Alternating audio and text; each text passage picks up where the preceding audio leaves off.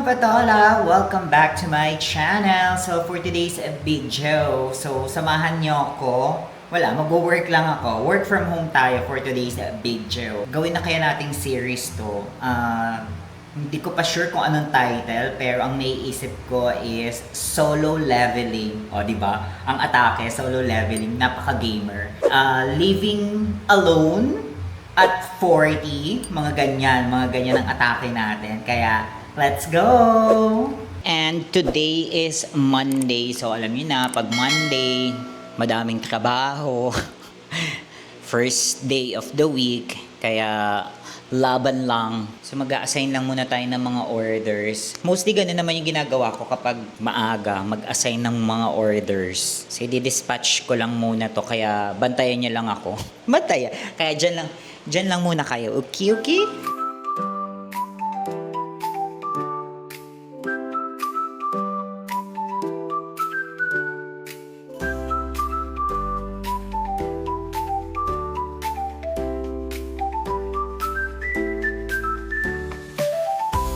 Ayan, yung isa ko pang order, magka-canvas pa ako ng technician. Hindi available yung tech ko. Kaya ayun, canvas muna ako. Wait lang. So ayun na nga, kababalik ko lang. I mean, may mga ginawa pa kasi akong task. So ngayon ko lang kayo nabalikan, ladies and gentlemen. Siguro mga muna, stop muna ako, break muna tayo. At magluto muna tayo ng dinner kasi hindi pa rin naman tayo nakakapag-dinner. Kaya let's go, samahan nyo na lang akong magluto. Ang lulutuin natin for today's video is, wow, ang dilim, is itong corned beef. Kita nyo ba? Dito na lang ako or sa loob. Magko-cooking show lang tayo.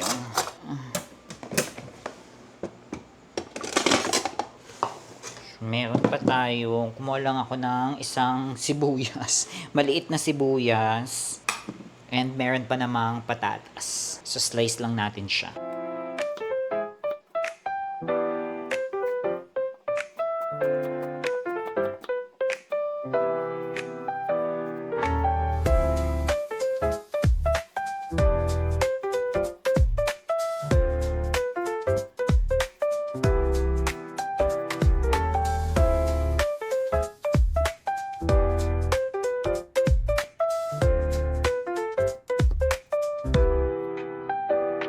Magsasaing na din ako. Ito na yung sinaing namin. Sinaing ko pala. Isang gatang lang. So kayo ba, pag ginag-ano is hanggang guhit lang din? Kasi sa amin ganun hanggang guhit lang. Dito ng daliri. So good luck na lang sa atin. Kim! So ayan, naisa lang ko na yung bigas. Bigas. Yeah, bigas pa lang. Kasi isasaing pa lang natin siya. So antay-antayin lang natin. Ay! Gusto ko yan, yung dumidikit kayo dyan. Magluluto naman na tayo ng corned beef. Magigisa lang tayo ng corned beef. Ginisa for today's video. Painitin lang natin yung kawali. And oil. Maglagay tayo ng oil. Painitin lang natin siya ng very light. Ay. Fairness, kumukulo na yung sinaing.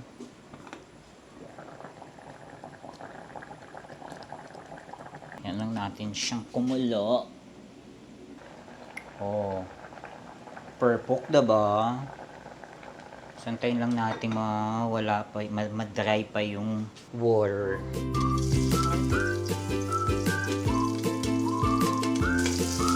So, igigisa lang natin yung sibuyas natin hanggang maging translucent. Ganon.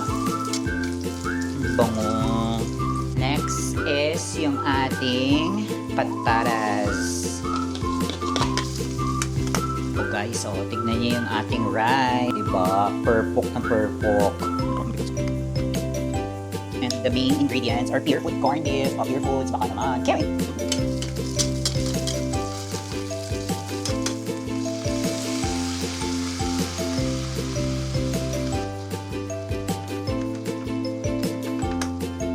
Kayo ba, gusto nyo ba yung may sabaw o yung dry lang ng style ng corned beef? Kasi parang may sauce naman na siya eh. Antayin lang natin siyang kumulo at maluto sa kanyang sariling mantika. Ayan, so mukhang okay na to. Lagyan lang natin ng konting salt and pepper to taste.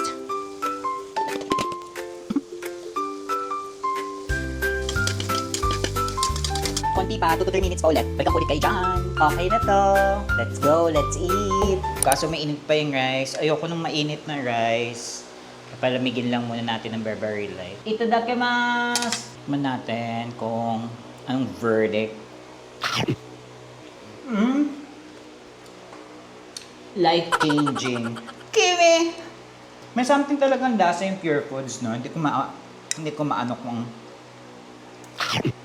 compared sa ibang mga tunazo. Yung alam mong nakababad yung na-preserve yung beef. So ayan, may nag-request. May ticket, may nag-chat sa akin. Bigay ko doon sa isang tech namin. So while on break, hindi pang amin to. Ibang lugar to. Hello!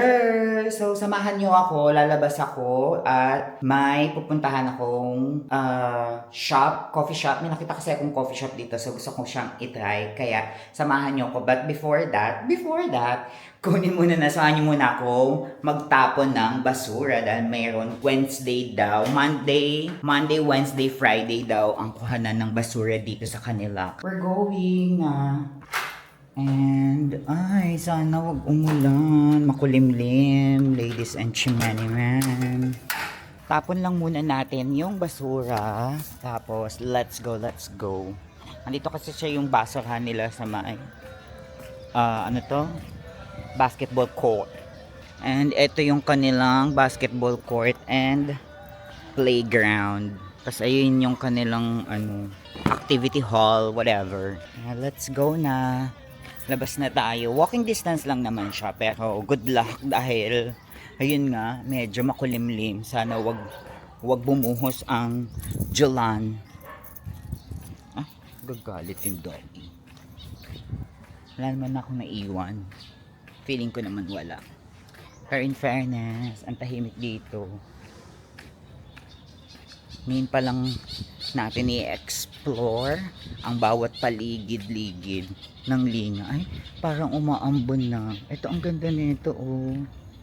Ginawa na nilang, yung halaman-halaman.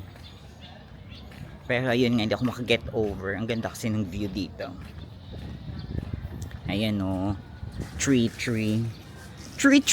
Oh, yung view, yung nilalakaran ko, diba?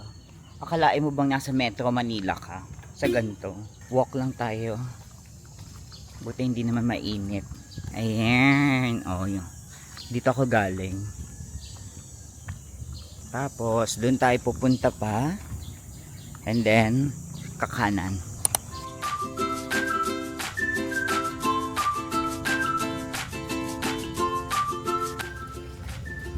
Ay, oh, hello no, oh. Sorry naman.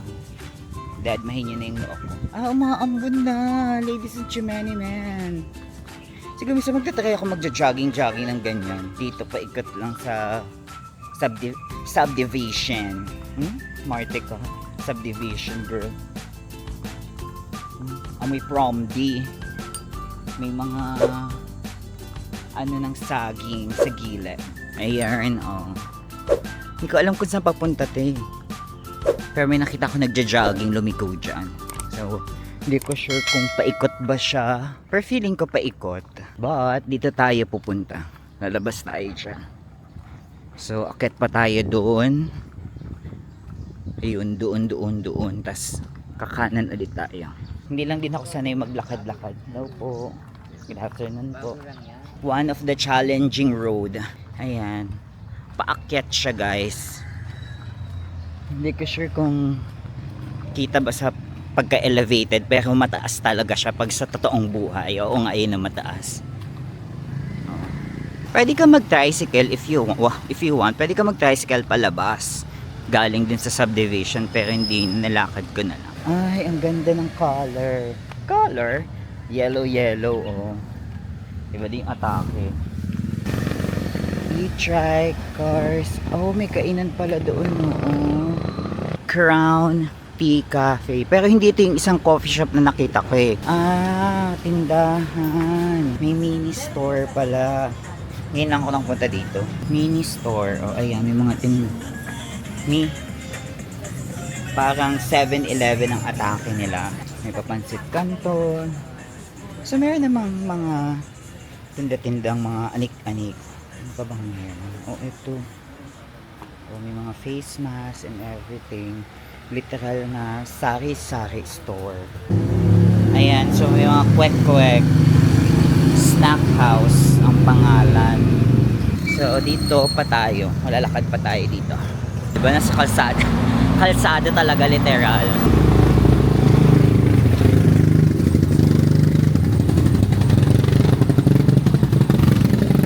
Oh. Ano sabi ng mga ng view?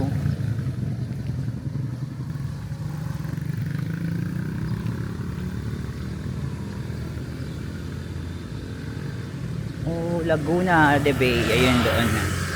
Ay, eto na siya. Malapit na tayo. Eto na siya. Hindi ko lang sure kung bukas. Oh, yeah, bukas ata.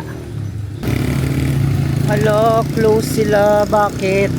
Close sila. Sorry, we're close. Nick. Ayun. Close. So, lakad na lang tayo. Somewhere there. Tingin pa tayo. Baka meron. Palabas na tayo ng subdivision. So, subdivision within subdivision ang atake natin ngayon. Pero titingin lang kasi ako dito sa mga talipapa dito. Titingnan ko kung may mga gulay-gulay dito sa may talipapa nilang malapit. Kasi yung palengke lalabas pa talaga ako eh. So dito na lang muna tayo mag-check para ma-explore din natin. So ito yung labas lang ng subdivision. Itlog. Ukod shoes. Asan yung mga isda? Kangkong. Gulay? Walang gulay. Oh, wala din silang gulay. Pero merong 7-Eleven tsaka Minimart. Pure Gold Minimart. So, check na lang din natin yung Pure Gold. Ah, eto. Merong mga gulay. Dito pala sa side. Ah, eto lang. Ayun, gusto ko ng kangkong tsaka talbos ng kamote. Ayan, oh. Kangkong and talbos ng kamote. Mga gulay. Wala pong sa inyo po. Sige lang po. Ay, ayun. Magkano po tasty? 50. Bibili tayo kay ate ng mga gulay-gulay. 15 pesos daw. Ito na ba yung pinaka-todo? Maganda. Pwede na siguro to. Ay, hindi to talbos pala to ng kamote. Bili din ako ng isa. Ito be, magkano be? Sige, ito. Tapos, isa nito. Bawang meron ka. Na isa lang. Magkano? 10. Malaki. So to, 10 piso to. Bayaran na natin si Bagets. 70 pesos. Walang discount. Estudyante. Shanghai, chicken thigh, tsaka yung leeg. Oh, very inviting. Magkano po yan sa leeg? Leeg. Neck 13, Shanghai 8 pesos. Chicken skin. Yung wing nila 15. Ay, sige, try natin na. Ano nga po? Dalawa nung leeg at saka dalawang Shanghai.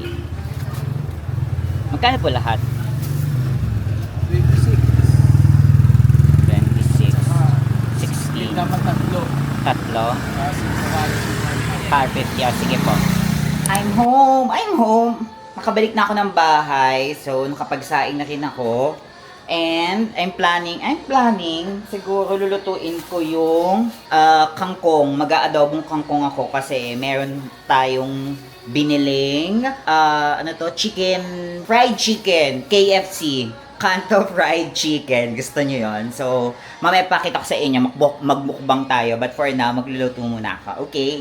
See ya! Or panonood din nyo ako. Wag na, no? Pakita ko na sa inyo yung adobo. In a bitch. Buti na lang, nakauwi na tayo. Kung hindi inabutan tayo ng ulan, hindi ko sure kung naririnig nyo yung ulan. Pero malalaki yung patak niya.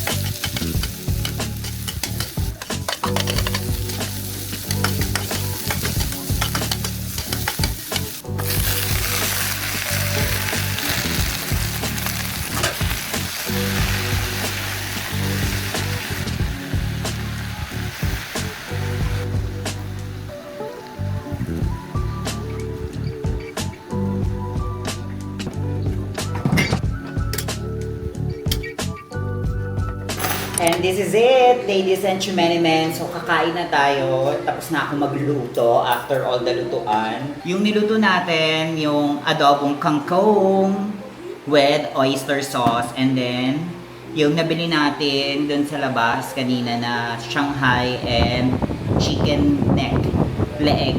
Itadakimasu!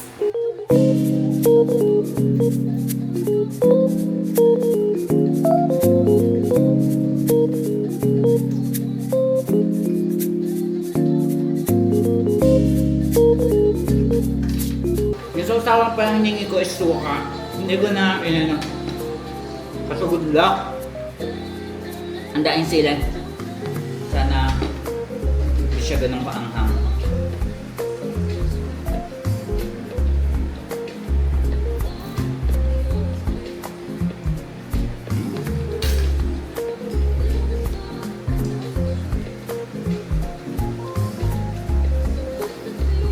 Hindi masarap yung suka, hindi ko nalalasahan yung suka itself. Maalat. Tinimplahan ko ulit yung suka, walang nagbago. Ganun pa rin yung lasa niya. Kaya, let's go back to Mang Tomas. Sana mabigyan niya ng justice.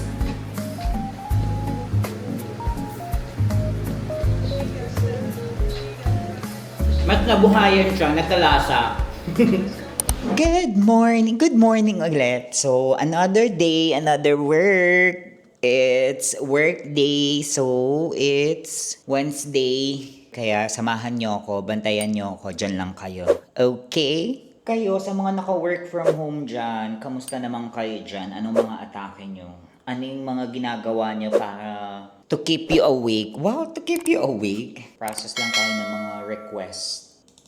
Sabi dito sa isang request na atin, mag-create lang daw ako ng assist. Na-check ako na ba kung ano yung nature ng work ko? Parang hindi pa ata. No? Yeah, parang na-check ako na. So siguro glimpse lang. Wow, glimpse. I work in a BPO company. Uy, I work in a BPO company ka dyan.